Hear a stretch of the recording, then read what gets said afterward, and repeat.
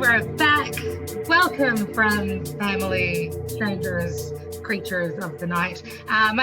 Welcome back to another episode of Real Talk with me, Emma G.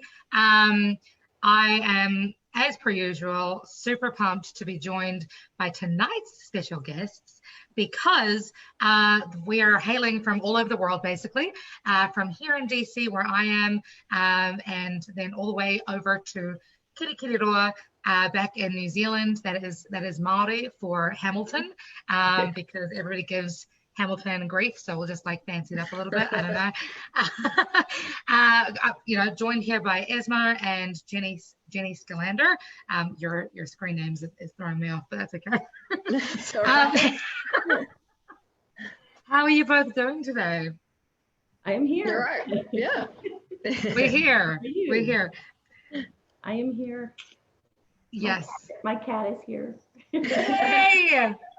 I love it. The best thing, I swear to goodness, like the best thing about being in quarantine has been having animals. Yeah. They have just saved the day. Bye. And so, Jennie, you were saying that you just got 2 cats? No. Yeah, I got a new kitten. Yeah. So I've got a kitten and I've got an old cat as well that pretty much hates everyone. But so yeah. I mean, can you blame them? No.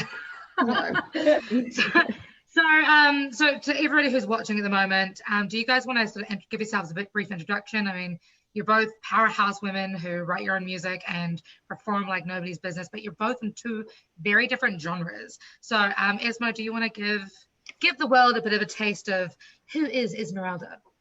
Okay. Hello, people. I live actually between DC and Baltimore, in the burbs here, so it's kind of easy to get to both those cities. But I write my own music. I'm generally put into the acoustic punk category.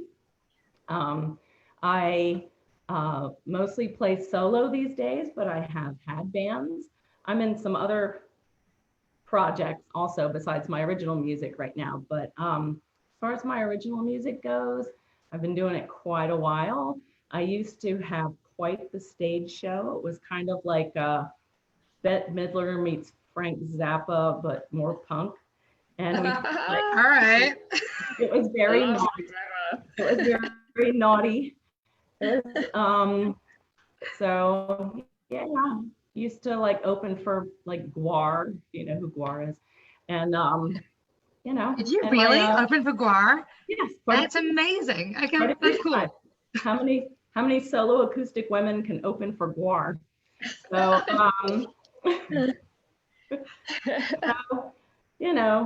basically, my music, sometimes it's naughty. I've gotten into some trouble in the past because of my lyrics with censorship and so forth. Yep. Sometimes I'm political, sometimes it's funny, whatever I feel like. But yeah, I don't. We're totally going to talk about that very soon. I'm super excited to dive into that because you got some stories. So Jennie, tell me about what you do. So I'm the lead singer of Devilskin. It's a band here in Hamilton in New Zealand. So rock, bit of hard rock. We've been going for about 11 years now. Yep. Released 4 albums. Just released an album in lockdown called Red. And yeah, we're going on tour again soon in New Zealand, since everything's sort of almost back to normal over here in New Zealand with coronavirus. So yeah, it's pretty exciting. But yeah, I normally tour the world quite a bit. I was actually supposed to go to UK and Europe to do a tour in April, May, but that got cancelled because of coronavirus. So yeah, I guess we'll probably talk about that as well. Sorry. Yeah, for sure. So I mean, I know that I've kind of given you guys some questions that that, for the direction of the Real Talk, because originally this whole thing started as a way of like staying positive and inspired during coronavirus. But we're obviously both in different stages of, between New Zealand and between the States. So I want to talk a little bit first, I guess, about, as creatives, how have you both kind of handled creating during quarantine? And like what was your process, Jenny, with releasing music in lockdown? Ezmo, were you doing much in terms of releasing music or performing online? Tell me everything. Okay. Wow. I mean, it was, oh God, sorry. My kitten just fell off the couch with her bed. You're an idiot. Anyway. So we had this album that we recorded last year, and we kept pushing it back because of certain things, and then we decided to release it on the 3rd of April. Little did we know that we would be going into lockdown with coronavirus, but we still went ahead and released our album, and it was a lot harder. I mean, it still did very well, but during this time, normally when you release an album, you get together with your band. We were going to be doing meet and greets at the record stores here in New Zealand. We were going to do listening parties, and all of this got cancelled. I didn't see my band up close, until we went into level 3, I think it was, right. Or level 2. Yeah. So this was like 6 weeks after the album had come out. And we only live like 5 minutes away from each other, sort of thing. Yeah. So, but when we the guys are sort of doing their own thing. Nick and Paul, Nick's living back at home at the moment, and Paul's his dad, so they were sort of writing stuff together, and I think Nell had been writing stuff. I've been sort of jotting down lyrics and that sort of thing, but I've also had my little one and my husband at home, so our days were quite full on with her during lockdown. Yeah. So. For sure. That's full on. So Esmo, have you been creating, like writing much music while in quarantine, or what's been your process? I was in the process. I'm always writing, but that doesn't necessarily mean that it's anything I want to play for people. No, that feels. But I'm always writing. My daughter was she was my main sounding board. And I lost her a few months ago. My daughter passed away of cancer at the age of 22. And so now I'm not good at writing sadder songs. So I try. I don't think any of those were very good, but I had plans to hopefully go to Muscle Shoals, which is a fairly famous studio here in the States. And I was going to record some stuff there, but I was a caretaker, and then I'm just been trying to rebuild myself and my life, and then COVID hit. But I've started writing again. I actually wrote a song about a week and a half ago called "The Ivory Tower" that I put up on YouTube.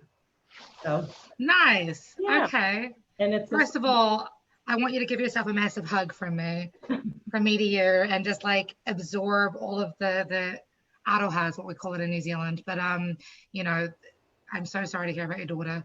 That's really, really tough. But it's totally, I don't know, from my perspective, when I lost my father, it took me, I think, 4 or 5 months before I could start writing again. So I'm super impressed that you've already started processing. That's incredible.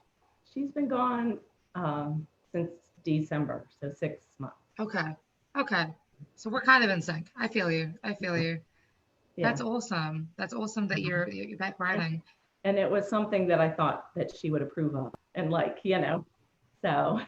That's nice. That's always a good feeling. Yeah. So I recorded it at home, and I stuck it up on YouTube, and but I still, instead of doing like a little home recording, I still would like to get to Muscle Shoals and record there. That's my ultimate goal. My other project that I'm involved in right now is an all-female Beatles The Beatles, all-female Beatles band. That's awesome. That's amazing. And we're called the Magical Mystery Girls. We were actually supposed to play like all over the place, and yeah, now everything's canceled. So Yeah. like festivals in New York and all kinds of things. Yeah. So, and the thing that sets us apart besides our gender, if you take gender out of it, is if you go to see like Beatle bands and they wear like their wigs and their boots and all that, we don't do that. We don't wear the wigs and the boots, but we, a lot of those bands don't actually play all the parts. Like, Right. you know, like in Strawberry Fields, there's all kinds of psychedelic keyboards and things going on. Or at the end of A Day in a Life, there's the orchestral buildup. What a lot of those other bands do is they push a button and it sampled, and we don't do that. We actually play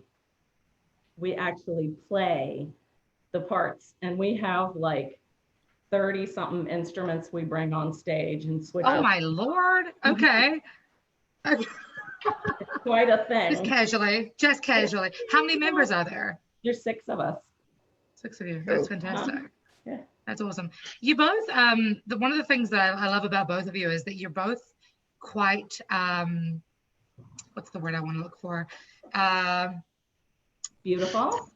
I mean, gorgeous. Let's be real. That was, but beyond the physique, you're both kind of a little bit controversial, right? So, Ezmo, you've been in shit a couple of times, in your punk days of kind of pissing people off.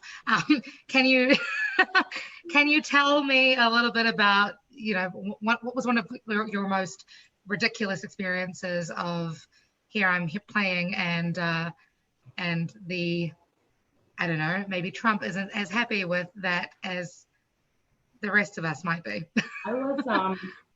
I was on a cable television show quite a few years, long time ago, because I'm older than y'all. And I always ask, what are my guidelines? What words can I say, not say? Can I say the F or the, you know, this or that, or, you know? Right. You can say it on here, by the way. You can totally say oh, fuck. okay. Okay. And so I didn't ask my guidelines. Okay, but I always ask, what are my guidelines? Because some of my songs are pretty raunchy sometimes, some of them, you know. And they were like, we want you to go over the top. So I was like, okay.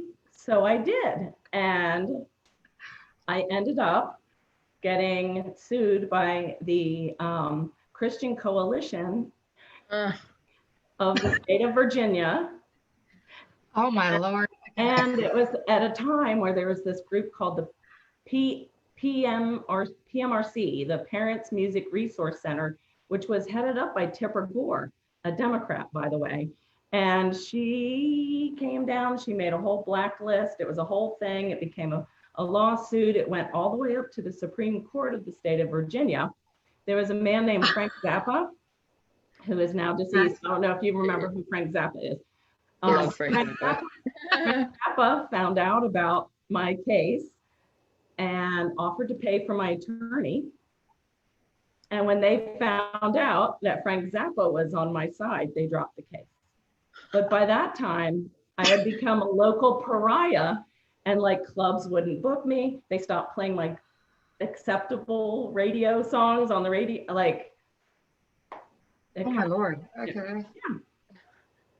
So that's an example. Usually, you know, just okay.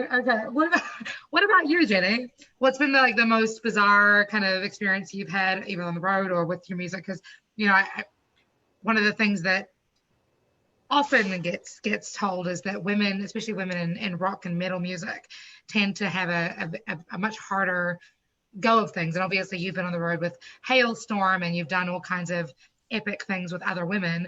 But what's been your like, what the fuck kind of moment? Oh shit, I have to think. It's all been pretty good. I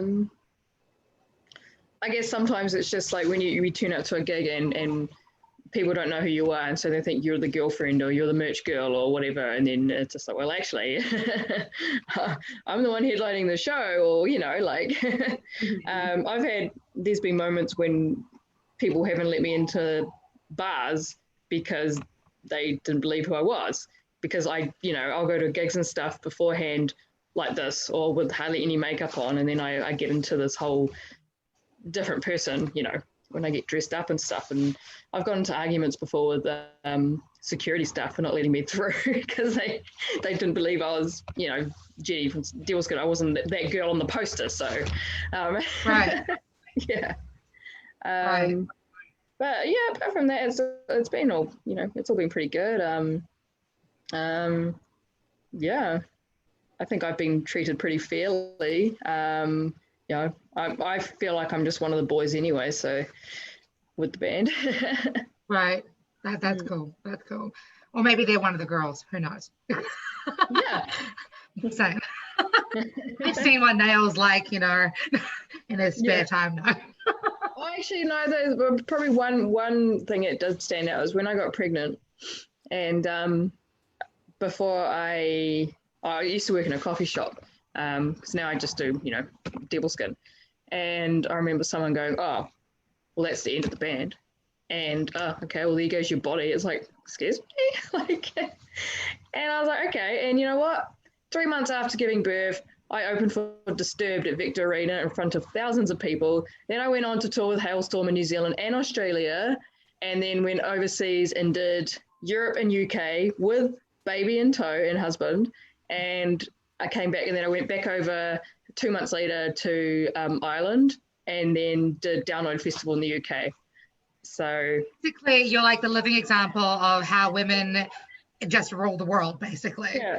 That's amazing. That's amazing. With regards to like you talked about like getting ready for being on stage, both of you actually, because the people that are the women that I'm looking at right now are quite different to the women that get on stage, right? So what is each of your process when it comes to, taking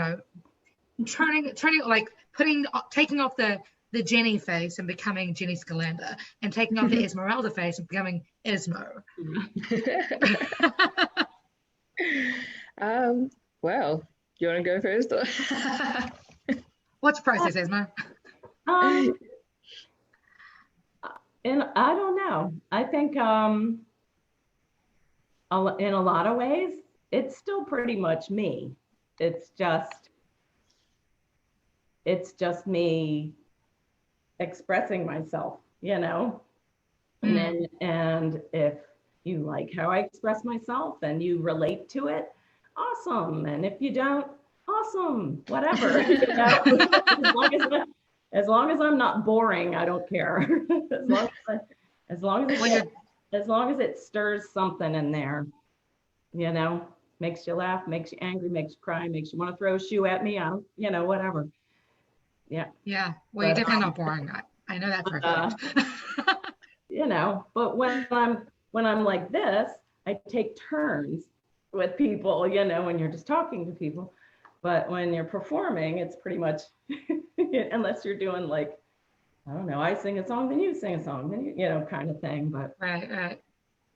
That's funny. Yeah, no, that's completely. I feel you. What about you, Jennie?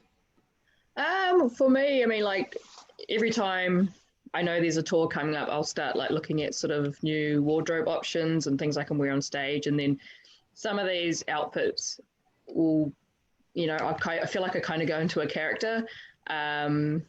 Years ago, I used to do the whole 50s pinup thing. I don't so I much. remember that. Yeah. But I sort of changed it a bit. And, at the moment, I'm looking at kind of lots of 70s inspiration, I guess. But yeah, for me, it's just I become a different character. So there's a lot of, obviously, once I've sound checked and done my warm-ups and all that sort of thing, it's makeup, hair, the false lashes, the outfit. I sometimes, well, most of the time I go all out unless I'm really, really tired. Yeah, Yeah, it's different to this. I mean, I'm wearing a little bit of makeup today, only because, yeah, like I said, I didn't get much sleep last night. But yeah, I find that sometimes if we're like touring, I can go and do a sound check beforehand, and yeah, people won't really know it's me because I haven't got that full face of makeup. You know, I've got my hair up in a mum bun and A mum bun. in my sweatpants and sandals or whatever. Yeah. Not my For any Americans that are watching this, I'm totally aware that there's a lot of slang that New Zealanders use that Americans don't understand. So jandals are flip-flops. Yeah, there we go. I still go in between. Like at the moment, it looks like I'm naked. I'm actually wearing a boob tube. But Americans are not a boob tubers either. So I think it's a tube top. Is that right, Ezmo? A tube top is basically like a bandeau. Some people call it like, right? A bandeau. It's basically I heard that. A round piece of fabric, stretchy, that goes around your back and your boobs. Right, and so that's what I'm wearing. If you're well endowed, have fun doing jumping jacks. Right. I know that as a boob tube as well. So. It's the vernacular is quite interesting. So speaking on like the differences between New Zealand and America, because you're both quite succinct and to the point in your songs, you know, one of the things that I found fascinating going between America and New Zealand has been censorship of lyrics and censorship of language. Jennie, have you had any like issues with performing? And because you've like a lot of your music, I don't think you swear too much in your songs, but you know, some of the subject material can be a little bit crazy. And Ezmo, you're, you know, obviously we are free as anything with with language and you know, subject material. How do you guys juggle that? I mean, yeah, performing's sweet. Radio play, obviously there's I mean, I think they're allowing shit now on the radio. You're allowed to say shit. Really? When did that happen? Yeah. Yeah, but a lot of the DJs will say shit in between and that sort of thing. And but I mean, the F word is still pretty much bleeped out, and you know, it was quite funny. A few years ago, we did a JB Hi-Fi, which is a record store, in store, and they were playing our first album, and the first song is called Elvis Presley Circle Pit. Don't ask me why. And they refused to play it. And I was like, why? And they're like, because you've got these big F words. And it was actually, they thought I was saying fuck you, going fuck you, but it was actually for you. I was like, excuse me. That's funny. What did I say? Yeah. That's funny. Okay, interesting. Yeah, I think every now and then I tune back into the rock and to ZM and the Edge and things, you know, and Hodaki obviously. And it always like amazes me the language that people can use back in New Zealand, because much to your facial expressions, Ezmo, yeah, we can't say shit, we can't say ass, we can't say Okay, we can say ass. Ass and shit. Well, I think it's just you're talking about a donkey. Yeah, for real. Right. Right? It's in the Bible. Like Moses tied his ass to a cactus and walked across the my desert Lord. thing, right? So either Ezmo, what donkey or he's got some stretch back there. I don't know. It's so weird living in such a democratic city that is so close to such a conservative state, being Virginia. That it blows my mind. But how do you navigate that? It has the word virgin in the title. Virginia. Oh yeah, that's so how do you navigate through that, Ezmo? Who, me? Yeah. Me. Basically, I am an artist and I express myself however I want to, and I put my music out there. Before, you know, sometimes it it takes hold and sometimes it doesn't. I mean, about, let's see, in the early 2000s, somehow I won 2 Billboard Awards for songwriting. So that was kind of, so I have, yeah, I know, right? And the funny That's thing amazing. is like, one was in rock and one was in pop. And so the song that is the rock one, it's more of like a hard rock and political song. It's called Teenage Romance Makes Me Sick. Okay, so that one got some airplay and this and that. They had to bleep a little word in there, but you know, there was like, it got airplay. They talked about it in the papers and stuff. But the other song, which was a naughty song. What do you say naughty? What do you mean by naughty? Like too sexy or too like graphic? Like, I guess they thought, yeah, it was too naughty. Yeah. Okay. Cool. So, did you know I have this my friend did this painting of these lemons, but if I do like this, it looks like I have yellow Mickey Mouse ears. I was just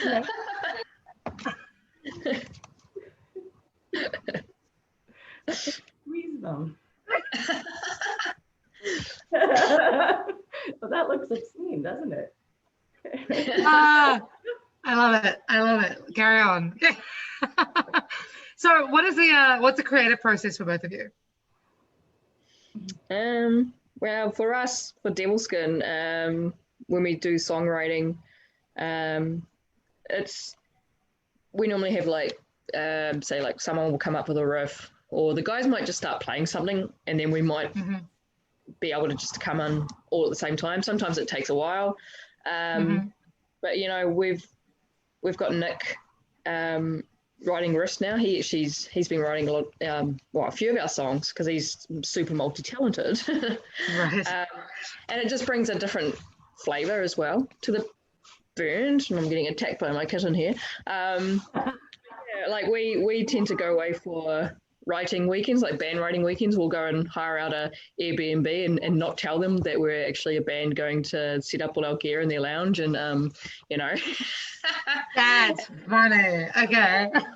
And we'll go from there. And for me, lyrically, me and Paul both share, you know, writing lyrics. For me, it's more sort of personal stuff.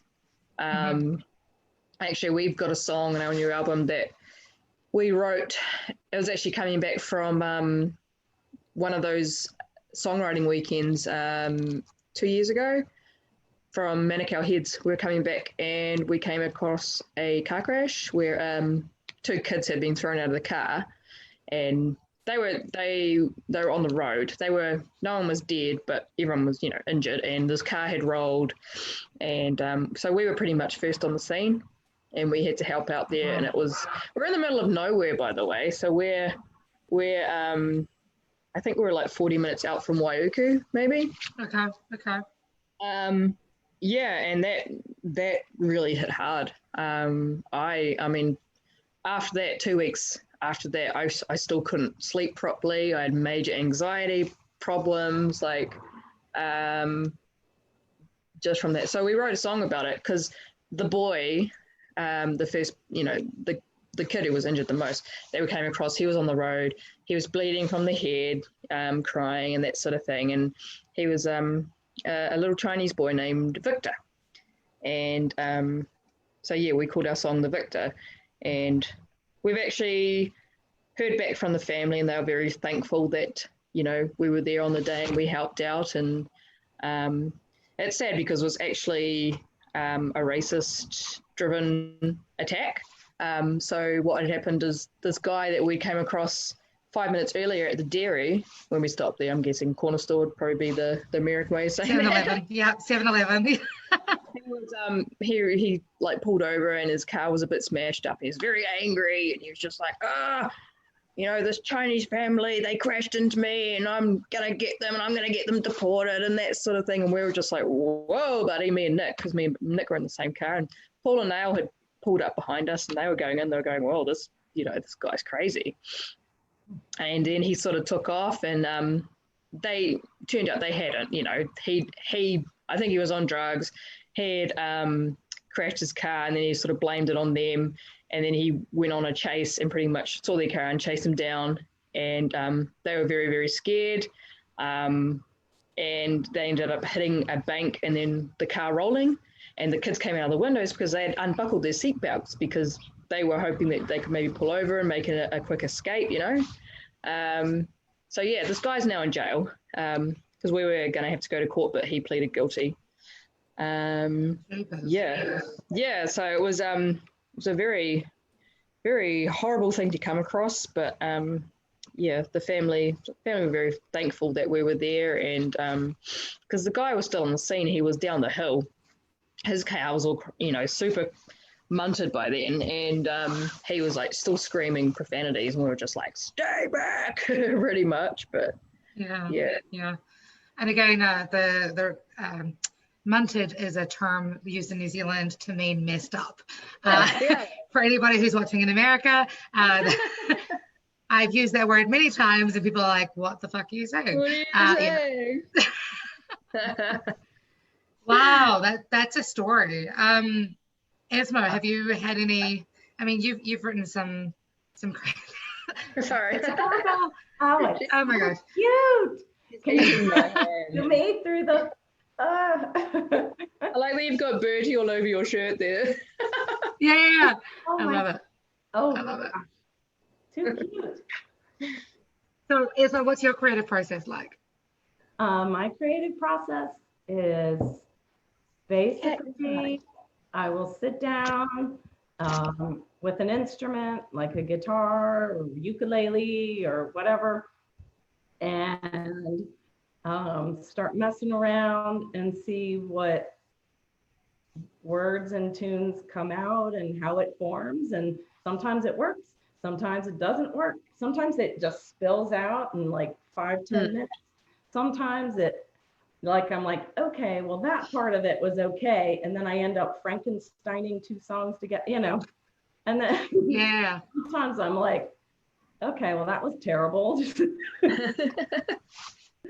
But, you know, but the more, it's kind of like, you know, if you take poo and fling it at the wall, well, some of it's going to fall off, but some of the poo actually sticks. So I'm just hoping that, you know, some of the poo sticks. I understand that completely. It's it's mostly about getting started. You know, once I get started, I get into it, and that, I think as well, like we've had songs that we've you know, we've written, and then we've actually kind of forgotten about, and then gone back to them, maybe changed them up a bit, and then gone, holy shit, this is way better now, you know, like 5 years on. But yeah, it's sometimes good to keep some of the songs that you're like, it's not so good, and then you can go back to them, maybe change it up when you're actually more feeling it. Sometimes there are those songs that you're not feeling at the time, but maybe you do like the riff or, you know, that sort of thing. Yeah. No, I'm probably with you. Now, Jennie, you had talked, you talked briefly, you mentioned a little bit about the experience you had witnessing a racial incident. Obviously, the world's kind of a bit crazy at the moment with coronavirus having, you know, instigated a whole bunch of racial tension between the world and any Asian country, because apparently all Asian countries are the same. It's a lie, just for anybody who's confused, you know, and everybody in the country doesn't necessarily represent the country, BT dubs. So that is, you know, something that's happened, you know, way back in March. And now obviously we're looking at the resurgence of the Black Lives Matter movement that is taking the world by storm. And he's like, yes, they do. What's up? How are both of you tackling that issue? What do you feel that New Zealand's response has been? Has it been good? Obviously, there's a lot of from what I've seen from my social media channels, there's been a lot of confusion from non-American countries about what it is about, and you know, a lot of responses around you know, all lives matter or blue lives matter or whatever. But then there's a lot of people who are, you know, all in their like swimwear. What's been your experiences watching from the outside in? You mean it's just me personally. I'm just, I don't know. I'm just still shaking my head that this is still going on. Like, you know, we're in 2020 and this sort of shit's still happening. So I think it's good that they're protesting, trying to get a point across. And, you know, I don't know, maybe I've been watching too many of those like videos on Facebook that come up, but there are so many racist people that are still I'm laughing because I'm crying inside. But yes. Yeah, because, you know, just the whole go back to your own country bullshit. Oh, piss off, you know, like just fucking give it a break. And you've probably seen that New Zealand have been doing the protests as well. I guess there's sort of been more marches and rather than, I guess, America, it's happening quite a bit.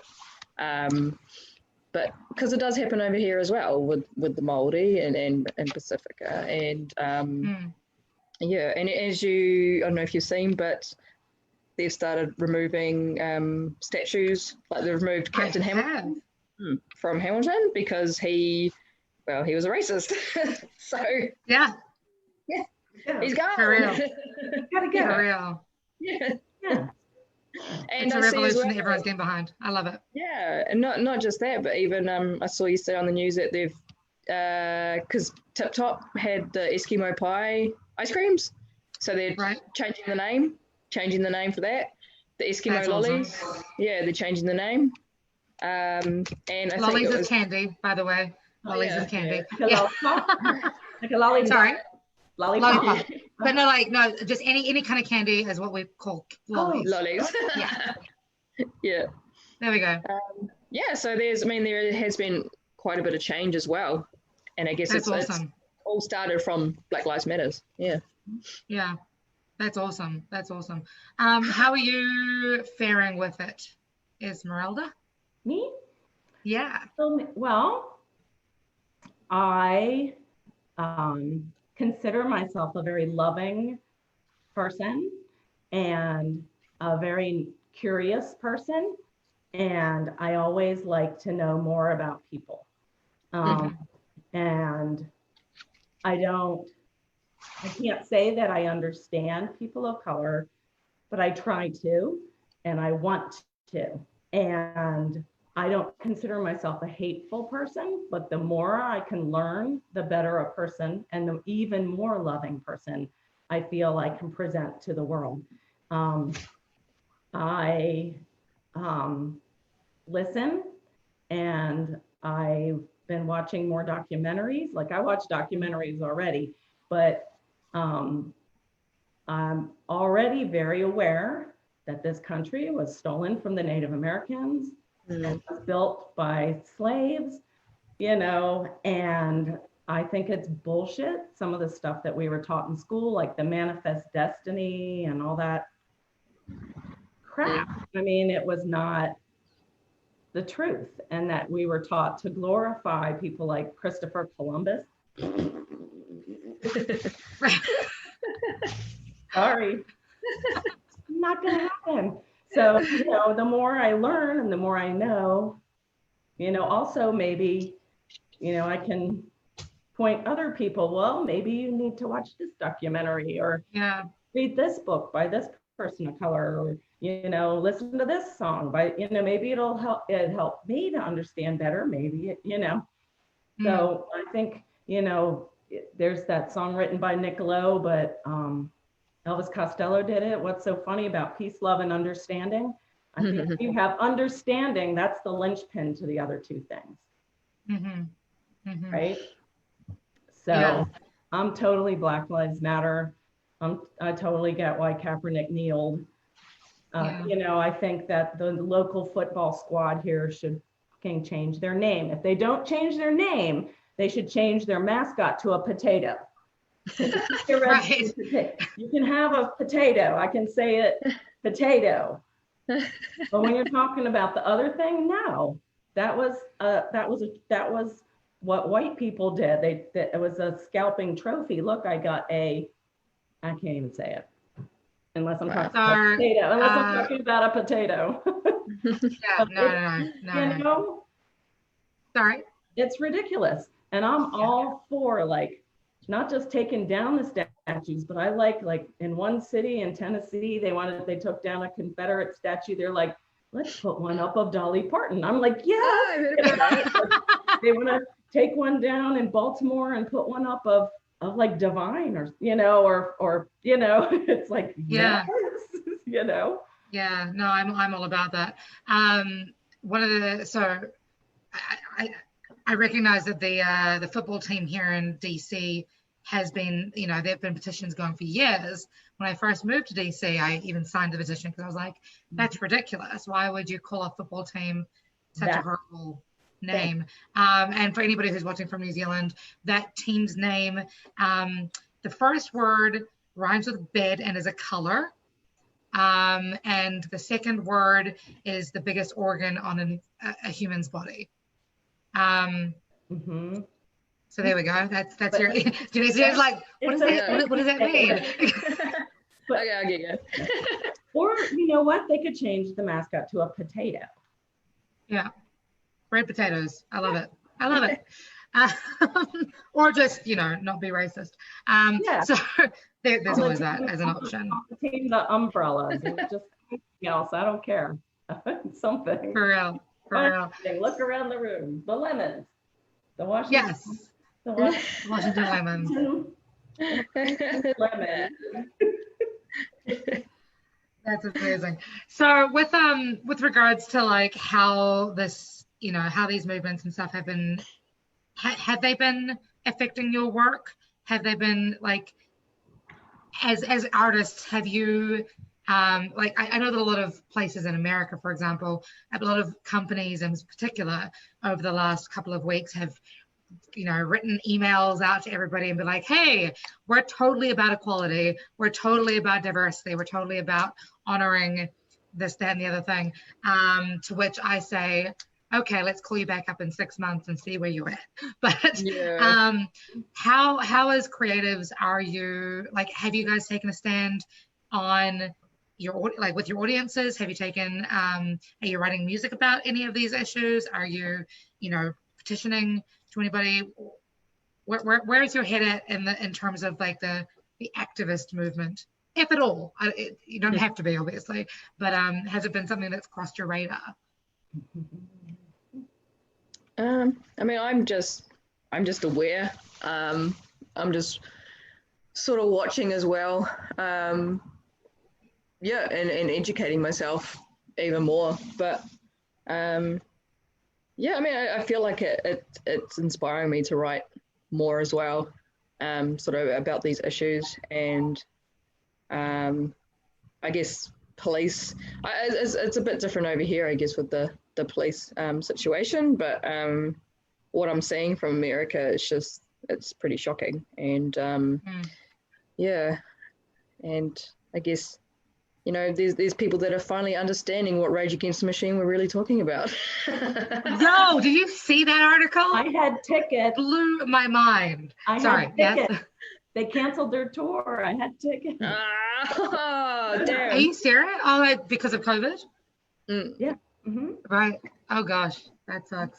But yeah, there was a whole thing of like the whole right wing, like a lot of conservatives suddenly realized what Rage Against the Machine were singing about, and now they're all boycotting. Oh my gosh, it's just like, okay, whatever, man, whatever. For the song Imagine, like there's so many people that just, it's this pretty song and they sing it, they don't really absorb it's amazing to me how many people have not absorbed the lyrics of John Lennon's Imagine. Yeah. That's an interesting point. So like, I mean, I totally hear you. It's a question that I often ask people is, when you like a song, like for example, Start a Revolution, Jennie, the beat for that song, the musicality of that song is beautiful. But the lyrics, I think, are what give it the real kick to the, to the feelings. When you're orchestrating your music, do you give as much attention to the lyrics or as you do to the music, or the other way around? How do you juggle with people who are like, I just like this because it's a dope beat, you know, or dope music? Sorry, I'm speaking like a Washingtonian right now. You know, like how do you balance that lyricality to the musicality? I guess, well, I hope that the lyrics sort of speak for themselves, but if people don't really understand, I mean, we like to sort of talk about, well, a lot as well. Like, we tend to do this now with our live shows. We'll do like a VIP or whatever, and we'll explain what the songs are about. You know, like one of our, well, a song we actually just did a video for, which will be coming up soon, Sweet Release, that was written about suicide, and it was actually written about a guy in Hamilton who you know, took his life, and there was a big article about it. I won't really go into it, but you know, and so people may not understand that when they listen to it, but you know, it's something I'd like to explain to people what it really means. I guess with Corrode as well. But I mean, that one sort of speaks for itself because the lyrics are, all I need is a little help. So it was sort of about, you know, going through some tough times and getting through some stuff. So, yeah. But I don't know. I guess with me and Paul, yeah, we try to make it so it is, you kind of do know what we're talking about. But yeah, it's a hard one. What are your experiences around it, Ezmo? What was the question again? Like the whole, like, the relationship between lyrics and melody. Sorry, lyrics and, you know, beat or melody or whatever. A lot of people, I don't know, I find even with my songs, like I have a, you know, back when I was singing in Static Era, we had the song Addicted to a Dream. Nowadays, I'll sing like the song Superhero, for example. And I've literally had people tell me, you know, like, I love your, you know, I love the song. And then I'll explain it. They're like, but we hate the message. I'm like, really? A song about anti-racism is not part of your, like, so, okay, cool, whatever. But, you know, but people sort of gravitate towards a melody or towards the music of a song before they necessarily listen to the lyrics. So when you're writing, do you have that in mind? Are you kind of like... I think I try to form them at the same time. That seems to make the best song. Okay. Sometimes I'll be driving in the car and I'll think of, like, you know, a cool rhyme or something. I'm like, maybe I'll stick that in a song later. And sometimes I do, sometimes I don't. Yeah. You know, but for the most part, I try to make it all form together because then I think it works better. I think I'm more well known for my lyrics because I try to articulate and I try to make sure you know exactly what I'm saying, exactly what I'm talking about.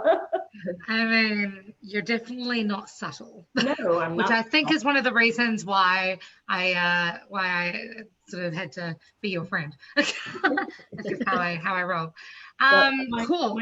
But three of my newest songs, like I have a song that, I mean, called Holy Crap, you know, and it opens up, I wrote it like the night before the last inauguration, you know, and it just starts right off, holy crap, here comes Trump and Putin, you know. It's like you know, my last song is The Ivory Tower. It's all about, you know, how sanctimonious some jerks are, you know, but it's the idea behind the song is you can apply it to some, you know, someone you work with or your neighbor. You can apply it all the way up to the government. You know, it can be the Ivory Tower, you know. And then I have a song called Mansplaining, which you're women, so I don't have to explain what that is. Yeah. I feel like my three newer songs, you know, but yeah, I'm not very subtle. No, it's good. It's good. So, you know, speaking of newer songs and things, what have you guys got planned? Like, once, I mean, you guys are already in level 1. The world is looking at you with all of the envy, all of it. So, I mean, but for you guys in New Zealand, like, what's your plan now that Corona's over? Ezmo, do you have any plans once Corona kind of, you know, leaves, maybe, if ever? Yeah, well, we've got a nationwide tour coming up, August, September, with a band called Shepherd's Rain here in New Zealand. And yeah, I'm pretty excited about that. And yeah, and then we're probably going to be looking at some dates in Australia. Fingers crossed. I think I'm not even sure what's happening yet, if we can actually go over there. I don't think we can just yet, but it will be open soon. So, yeah, any other international travel at the moment, it's just out of the question.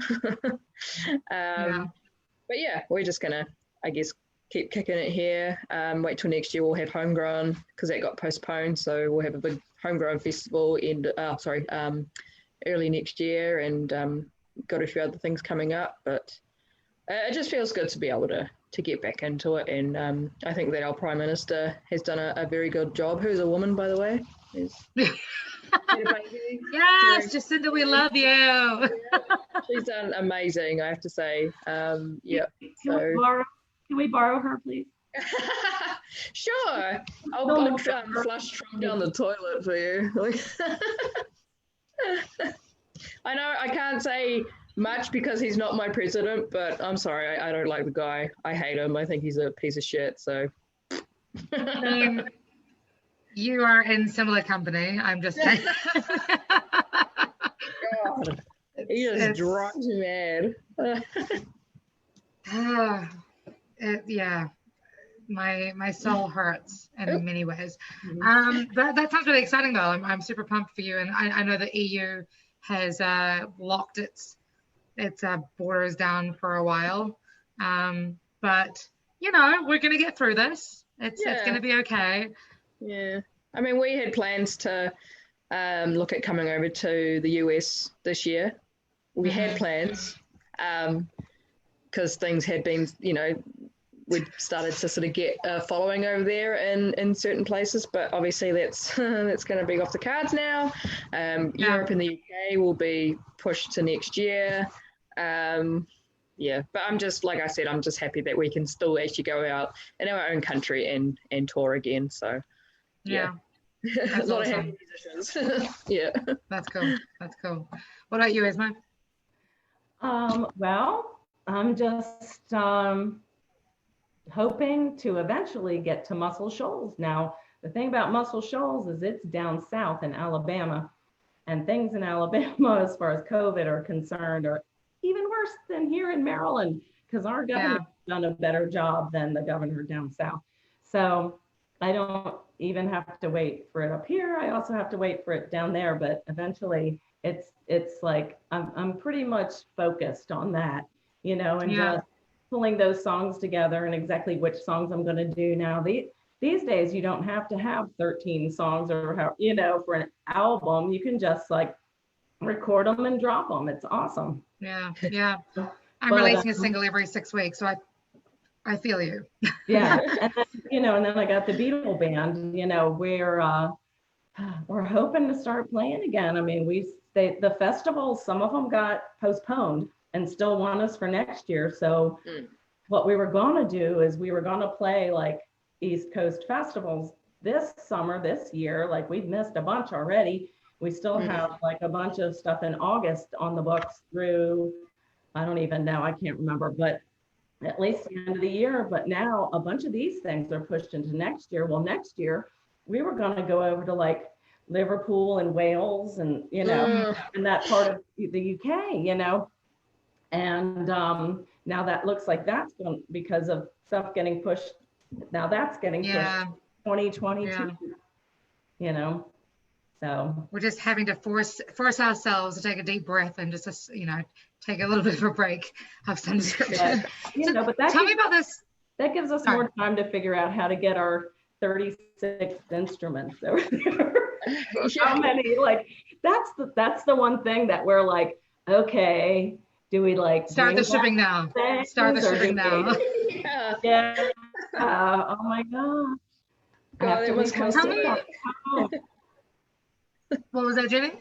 I was saying that must cost a bit Yeah, to ship for real. your gear over. But you Insane. said that would cost a butt? Oh, I said how it must cost a bit, like cost a bit of Oh, money. okay. Sorry. I thought you said a butt. I was like, they can have mine. I've got It's a plenty. buttload. That'd be a lot. Oh my gosh. The accent differences are making my heart so happy. I forget. I thought there was another expression. It costs a butt. Like an I was arm. like saying, We say it costs an arm and a leg. You know? In New Zealand, it costs your butt. Yeah, I'm like, it's like I forget when like I'm overseas and I say, you know, because I always say, oh, sweet ass, and they're like, what, sweet ass? I'm like, no, sweet ass, like it's all good. Like, yeah. That's my nickname, sweet ass. Oh, yeah. Sweet ass.